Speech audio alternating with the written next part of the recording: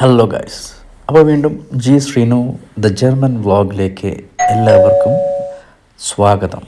So ഇപ്പോൾ ഇന്ന് ഇതിപ്പോൾ ഞാൻ താമസിക്കുന്ന അപ്പാർട്ട്മെൻറ്റിൽ നിന്ന് ഇറങ്ങി നേരെ മഞ്ഞ് കാണിക്കാനായിട്ട് കൊണ്ടുപോവുകയാണ്.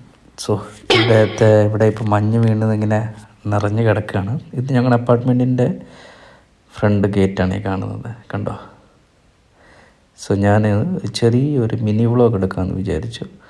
ഇങ്ങനെയൊക്കെയാണ് ജർമ്മനിയിൽ മഞ്ഞിൻ്റെ ഇന്ന് ഈ പ്രാവശ്യം മഞ്ഞ് പെയ്തിട്ട് ഇത് ഭയങ്കരമായിട്ട് പെയ്ത മഞ്ഞാണ്. ഈ പ്രാവശ്യം ഭയങ്കരമായിട്ട് മഞ്ഞ് പെയ്തു എന്നാണ് ഇവിടെ ഉള്ളവരൊക്കെ പറയുന്നത്.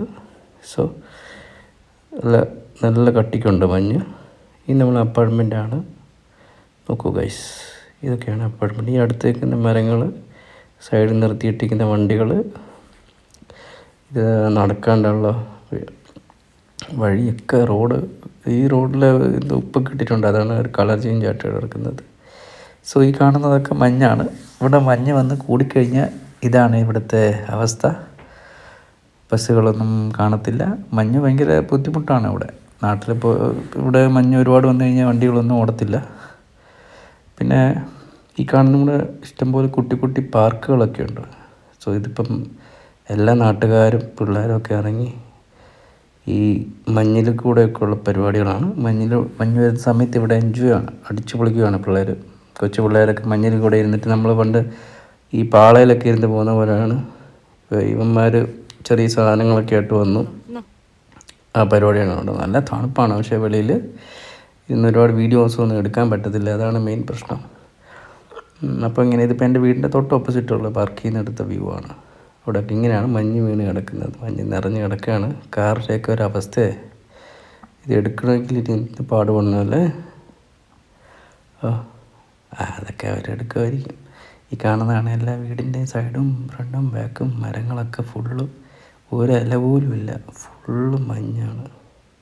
സോ ഈ മരത്തിലുള്ള കാക്കയുടെയും കിളികളുടെയും അവസ്ഥ ആലോചിച്ചൊക്കെ. ഓ മൈ ഗാഡ്, മരമൊക്കെ ഇങ്ങനെ നിൽക്കണമെന്ന്.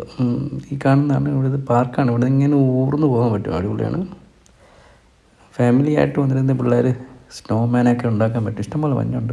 ചെയ്യാൻ പറ്റുന്നവർക്ക് ചെയ്യാം. പിന്നെ ചുമ്മാ സ്നോയിൽ പിടിച്ച് കൈയൊക്കെ വേനിക്കണ്ടെന്ന് വെച്ച് ഞാൻ പിന്നെ ഒന്നും ചെയ്തില്ല. ഇതിപ്പോൾ ഇവിടെ മഞ്ഞ് വീണ് കഴിഞ്ഞാൽ പിന്നെ മഞ്ഞ് പോവില്ല, അതങ്ങനെ തന്നെ കിടക്കും ഈ മഞ്ഞ്. ഇതാണ് ഇപ്പോഴത്തെ അവസ്ഥ. ഇപ്പോൾ റോഡിൻ്റെ അവസ്ഥ കൊണ്ട് ഈ മഞ്ഞ് കിടന്ന് ചെളിയായിട്ട് ഇത് മഞ്ഞിൻ്റെ വേറെ ഒരു അവസ്ഥാന്തരമാണ്. സോ ജർമ്മനിയിലേക്ക് വരാനിരിക്കുന്നവർക്കും ആഗ്രഹിക്കുന്നവർക്കും ഒക്കെ ജർമ്മനിയിലെ ഒരു വ്യൂ ഇങ്ങനെയൊക്കെയാണ്. So stay tune four latest videos.